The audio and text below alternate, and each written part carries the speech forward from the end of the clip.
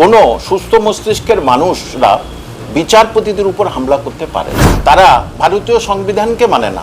এদের সঙ্গে কোনো জঙ্গি যোগ না হলে এরা এতটা সাহস পায় না। এরা পুরোপুরিভাবেই মমতার হাতে যেমন গাইডেড, আর মমতাও জামাত দ্বারা গাইডেড হতো। সুপ্রিম কোর্টের অর্ডারে এসেছিল, তারা নিজেরা তো আসেনি। তাহলে তাদেরকে মারধর করা মানে সুপ্রিম কোর্টের বিচারপতিদের অপমান করা হয়েছে। আধুনিক শিক্ষাটা দিক মাদ্রাসায়, সেই আধুনিক শিক্ষা দিচ্ছে ছোট ছোট একটু একটু, বেশি ইসলামিক শিক্ষাটা বেশি হচ্ছে। আর কেন মাদ্রাসায় থেকে জঙ্গি যোগ পাওয়া যায়? ভারত বিদ্বেষী কথা ভারত মাতার সন্তান হয়ে আমি কোনোদিন বরদাস্ত করব না। এবারে ইমামদের তাদের ব্যক্তিগত ব্যাপার। 90% এমএলএ এবং এমএলএর স্বামী, ভাই, দাদা, বাবার সবার সংস্কৃতি হচ্ছে কি এটাই না, একজন এমএলএ হবে, বাদবাকি সবাই লুটে পুটে খাবে। আর এই যে মোথাবাড়িতে যেটা করেছে, এটা একেবারে মানে জঙ্গিদের যেরকম কাজ সেরকমই কিন্তু কাজ হয়েছে একেবারেই। কোনো সুস্থ মস্তিষ্কের মানুষরা বিচারপতিদের উপর হামলা করতে পারে না।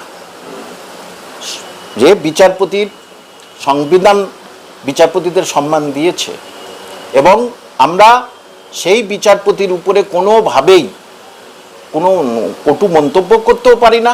সেই বিচারপতিদের উপরে হামলা যারা করে তারা ভারতবাসী হতে পারে না, তো তারা ভারত মাতার সন্তান হতে পারে না কোনোদিনই। তার মানে তারা ভারতীয় সংবিধানকে মানে না।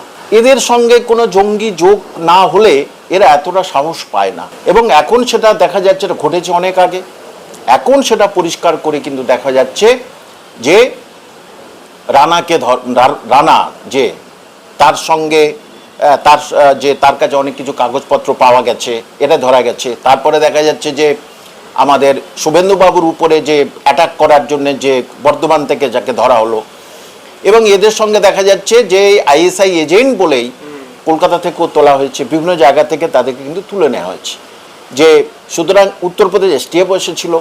তাহলে এইটাই আমি প্রথমে বললাম যে এটা কোনো ভারত মাতার সন্তানের কাজ হতে পারে না, বিচারপতিদের উপরে হামলা।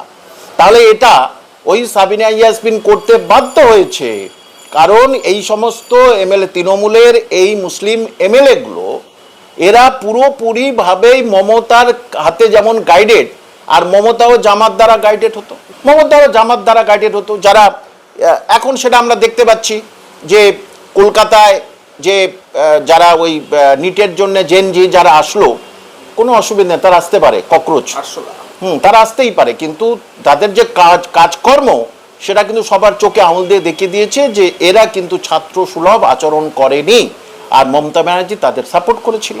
আর ওদিকে যে জামাতের যে বাংলাদেশের যে সার্জিস বলে যে ছেলে, সে সবসময় ভারতকে টুকরো টুকরো করে দেওয়ার জন্য বলেছে, তারা আবার ওই ককরোচ পার্টিকে সাপোর্ট করেছে।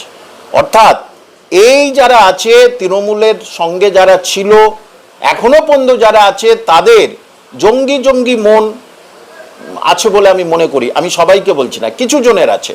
কারণ সাবিনা ইয়াসমিন ওখানকার এমএলএ, তাহলে তুমি এমএলএ থাকতে এই ঘটনা ঘটেছে মানে তুমি জানতে, তাহলে এমএলএ গিয়ে যদি বলতো এসব করা যাবে না, তাহলে সবাই দাঁড়িয়ে যেত, এটা করতো না। তার মানে করানো হয়েছে। এবং একটা মুসলিম এলাকায় এইরকমভাবে বেশ কিছুদিন যাবৎ দেখা যাচ্ছে এইরকম ধরনের কিন্তু একটা অশান্তি তৈরি করার জন্যে এই মমতা খালা এতে ইন্ধন থাকতে পারে। আমি আছে বলে বলছি না, মমতা খালার এতে ইন্ধন থাকতে পারে। কারণ এখন যত বেশি পশ্চিমবঙ্গ তথা ভারতে যত বেশি এইরকম ধরনের নাশকতামূলক আচরণ হবে, তত মমতা খালার বেশি লাভ।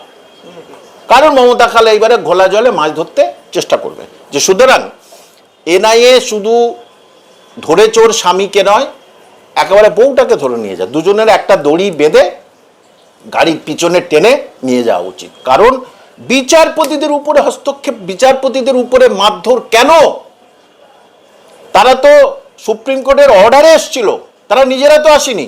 তাহলে তাদেরকে মারধর করা মানে সুপ্রিম কোর্টের বিচারপতিদের অপমান করা হয়েছে। যে সুতরাং এদের এনআইএ তদন্ত থেকে যেন এরা কেউ ছাড় না পায়, এবং এদের জেল যেন মানে যতদিন থাকবে ততদিন যেন জেলে পচে মরে। ওটা কোনো সুস্থ মস্তিষ্কের বক্তৃতা হতে পারে না। এডিএম এদিকা, এএসপি দিকা, এটা কোনো সুস্থ মস্তিষ্কে আসলে কি জানেন তো, মানে কি বলবো, যে যে মানে ফুটপাতের চট পেতে বসে অ্যাডভোকেট, সেই পর্যায়ের অ্যাডভোকেটও, ও তো চট পেতে বসে, চাটাই পেটে বসে, ওইরকম ধরনের অ্যাডভোকেট। তার কথাবার্তা তো ওরকমই হবে, তার কথাবার্তা তো ওরকমই হবে। এবং সেই জন্য সে এনার কাছ থেকে গাঁতুনি খেয়েছে, খেয়ে তারপরে জানি না এখন কি অবস্থায় আছে। তো এই সাবিনা ইয়াসমিন তখন কেন ওকে ওখান থেকে ঘাট ধরে নামালো না? কেন নামালো না ঘাট ধরে? যে আমার এলাকায় এসে তুমি কেন অশান্তি পাকাতে এসেছো? তার মানে এটা এদের সঙ্গে পুরো একটা গট আপ ছিল, হ্যাঁ, যে এই ভোটে বিজেপি জিতে যাচ্ছে পশ্চিমবঙ্গে, তাহলে যে কোনো প্রকারে একটা অশান্তি তৈরি করো, অশান্তি তৈরি করে একটা ঘটনা পাকিয়ে দাও। সেটা এখন পরিষ্কার করে বোঝা গেল যে মাদ্রাসাতে এমন ধরনের কিছু কাজকর্ম কিছু মাদ্রাসায় হচ্ছে, যেটা উত্তরপ্রদেশের এসটিএফ হাসনাবাদ থেকে ধরে নিয়ে গেল। তাহলে সবাই তো মাদ্রাসার দিকে হাত তুলবে। আমার কথা, মাদ্রাসা শব্দের অর্থ শিক্ষা প্রতিষ্ঠান। যে অর্থে ইংরেজরা মাদ্রাসা, কলকাতা মাদ্রাসা করেছিলেন, তৈরি করেছিলেন, সেই মাদ্রাসার সম্মান এই এখনকার যারা মাদ্রাসা করছে এদের অনেকে দিতে পারেনি।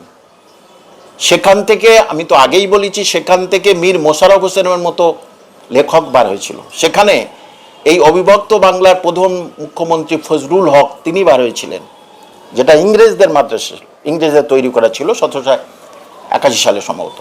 তাহলে এখান থেকে কেন কেন এইরকম ধরনের বিজ্ঞ ব্যক্তি বার হচ্ছে না?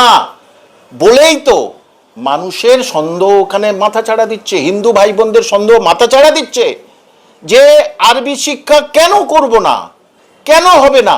আমি তো শিখেছি ছোটবেলায় আরবি, আমি তো হিন্দি শিখেছি, সংস্কৃত আমার 7-8 সংস্কৃত পড়তে হয়েছিল, সেটা স্কুলে পড়িয়েছিল।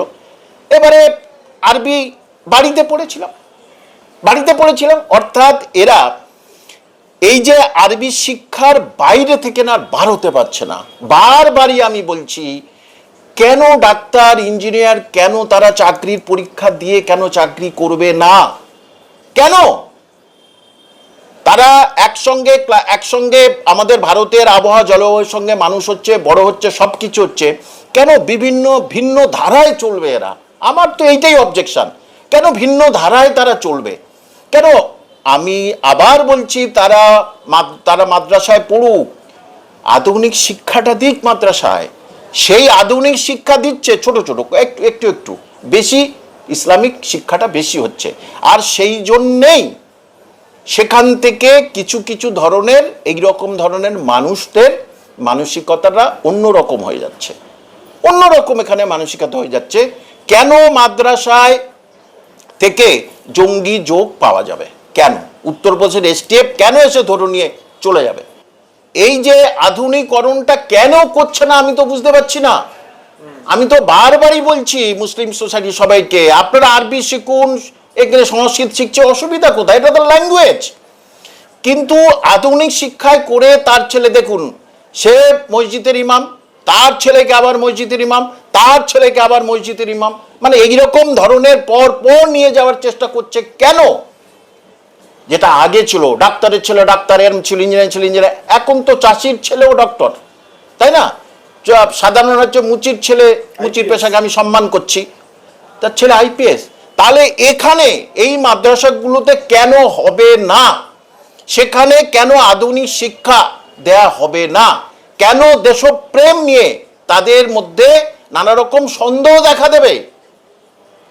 তো এইটাই হচ্ছে খুব সাধারণ জিনিস। দেখুন, এই গতকাল আমার রিসেপশনিস্টরা তারা বসে আছে, দুজন হিন্দু মহিলা রিসেপশনিস্ট, তারা বসে আছে। তাদেরকে ফোন করলো দুবার, কামাল হোসেন সাহেব আছে, উনি এখানে থাকে না, যে ওদের মতো সবসময় মসজিদে বসে থাকে নাকি? মনে হয় কামাল হোসেন সাহেব এখানে বসে আছে, নেই ইমাম। হ্যাঁ, বলছে কে? আমি দক্ষিণ 24 পরগনায় ইমামদের সভাপতি, আমার কাছে আয়, কিরম সভাপতি দেখাবো, তর্কে কিরম আমার কাছে পারে, শুধু আমি দেখবো। তখন বললো যে উনি নাই, বলছে ওর এই চ্যানেলগুলোতে এইসব এইসব মাদ্রাসা বিরোধী ইসলাম বিরোধী কথা বলতে বারণ করবে। আমি হিন্দু বিরোধী নয়, আমি হিন্দু ধর্ম বিরোধী নয়, আমি ইসলাম ধর্ম বিরোধী নয়, আমি বাড়াবাড়ি বিরোধী। এই বাড়াবাড়িগুলো মাদ্রাসা, কিছু মাদ্রাসা থেকে শিক্ষা হচ্ছে। তা এরাও দিয়েছে, আপনার ক্ষমতা থাকলে এখানে আসুন, আর কিছু করার থাকলে করে নিন। বলে দিচ্ছি তাদেরকে, অলরেডি এটা মুখ্যমন্ত্রীর কাছে আমি পাঠিয়ে দিয়েছি। মাননীয় মুখ্যমন্ত্রীর কাছে আমি এটা পাঠিয়ে দিয়েছি। বাড়াবাড়ি করলে তার ডোজ হবে, বাড়াবাড়ি করলে তার ডোজ হবে, বলার স্বাধীনতা আছে। কিন্তু যে ইসলামে কোনো দোষ নেই, ইসলাম ধর্মের নিয়ে কোনো আপত্তি নেই কারোর, তার বাড়াবাড়িতে আপত্তি। আমারই আপত্তি। কেন সেখান থেকে মুসলিম স্কলার হবে না? সারা বিশ্বে মুসলিম কান্ট্রিগুলো আপনি দেখুন কিভাবে মুসলিম স্কলার বার হচ্ছে, মুসলিম পণ্ডিত বার হচ্ছে। মৌলানা আবুল কালাম আজাদ, তিনি স্বাধীনতা আন্দোলনের সময় জেল খেটেছিলেন, তিনি কোরআন পড়ছিলেন। তিনি কোরআন, পাশে পুষ্কর সিং বলে একজন ছিলেন, তিনি আবার গীতা পড়ছিলেন। হ্যাঁ, কিন্তু দুজন একসঙ্গেই বলেছে ভারত মাতা কি জয়, দুজন একসঙ্গে বলেছে বন্দে মাতরম, দুজন একসঙ্গেই বলেছে। তাহলে তোমরা আরবি পড়ছো, ল্যাঙ্গুয়েজ পড়বে, এদিকে পড়ছে উর্দু ইত্যাদি, উর্দু, তারপরে সংস্কৃত, এগুলো পড়ছে, কোনো অসুবিধা নেই। কিন্তু দেশভক্তি একসঙ্গে আমরা হাত তুলবো না কেন? দেশের বিরুদ্ধে যারা আসবে আমরা একসঙ্গে সোফিয়া কুরেশির মতো কেন হব না? কেন সোফিয়া কুরেশি মতো বার হবে না? ভারতের গর্ব এই সোফিয়া কুরেশি, শত্রুদের আক্রমণ করে দিয়ে চলে এসছে। তাহলে কেন তোমাদের সমাজ থেকে সোফিয়া কুরেশি বার হবে না? কেন এপিজে আব্দুল কালাম বার হবে না? কেন আবুল কালাম আজাদ বার হবে না? কেন রফি হাফিজ কিদাই বার হবে না?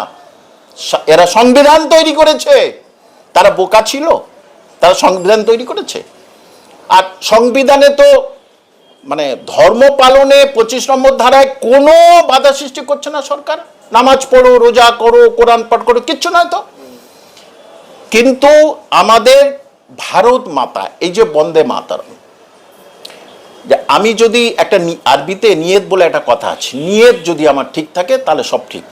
আমি এটা বলতে পারি যে আমার বাবা মা, ঠাকুরদা, দাদা, দাদি, দিদিমা এই ভারত মাতার মাটিতে তারা মরে মারা গেছেন।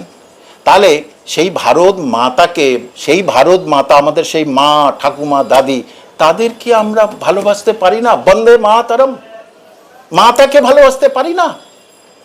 তারা তো এই মাটিতেই আছে, তাহলে সেই মাতাকেই ভালোবাসতে পারি না আমরা? আমরা এটা ধরবো কেন যে এটা হিন্দুদের মানে আমরা কোনো ঠাকুর দেবতাকে আমরা আরাধনা করব?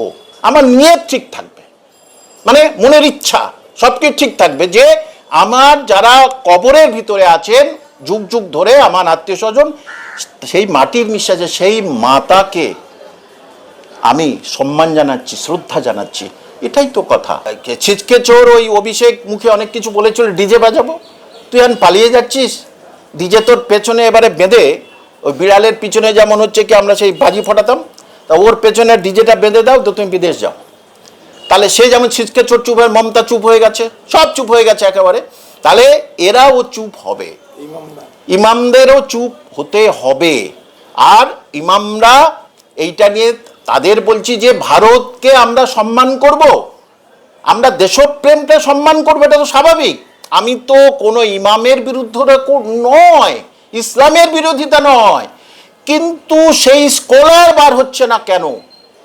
এমন কিছু বলবো যেটা ভারতবর্ষে, পশ্চিমবঙ্গে অশান্তি পাকাবে, এটা তো নয়। কোনোভাবে এটা আমরা নিতে পারি না।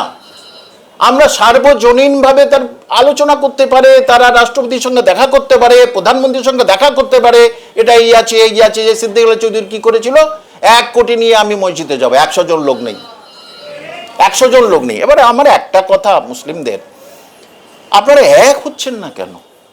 হ্যাঁ, এক তো হচ্ছেন না। যে বলছে ভারত সরকার এই করছে, হিন্দুরা এই করছে, এইগুলো, তা আপনারা এক হচ্ছেন না কেন? আপনারা এখন আপনাদের মধ্যে একতা নেই কেন? এইটা আগে করুক দেখি। আপনারা আগে এখন, জীবনে কোনোদিন এক হতে এরা পারবে না। সুতরাং ভারত বিদ্বেষী কথা, ভারত মাতার সন্তান হয়ে আমি কোনোদিন বরদাস্ত করব না। এবারে ইমামদের তাদের ব্যক্তিগত ব্যাপার, তাদের কথা বলে বাড়াবাড়ি করলে, এবারে যে দেশের যে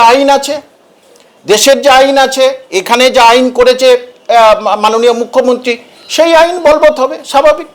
যে কোনো ধর্মস্থান বুলডোজার চালানো কোনোভাবে উচিত নয়। তাদের নোটিশ আগে দেওয়া, যে নোটিশে এই দেখো তুমি এটা এইভাবে করেছো, এখানে করেছো, তারপরে যদি উত্তর না দেয় তখন তো খুব স্বাভাবিক জিনিস। এটা তো স্বাভাবিক যে কোনো ধর্মস্থানে বুলডোজার চালানো একেবারে ঠিক নয়, কিন্তু যদি সেটা বেআইনিভাবে হয়, অন্যের জায়গার উপর হয়, তাহলে সরকারি নোটিশ আসবে, ল্যান্ড ডিপার্টমেন্ট নোটিশে সেটা বলে দেবে তোমরা এটা সরিয়ে নাও। তাহলে কি আর না সরিয়ে নিলেই চলবে? এটা তো উত্তরপ্রদেশ চলে, সব জায়গায় চলেছে, স্বাভাবিক।